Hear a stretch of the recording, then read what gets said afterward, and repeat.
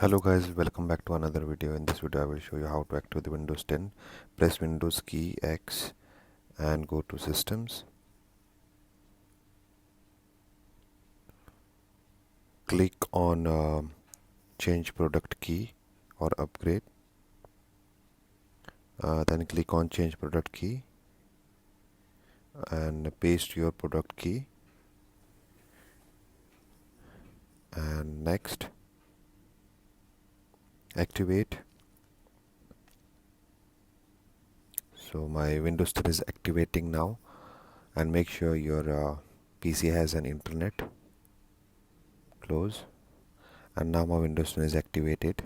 You can see that it's showing Windows is activated with the digital license. If you find this video helpful, please share this video and subscribe to my channel for more videos like this. Thank you.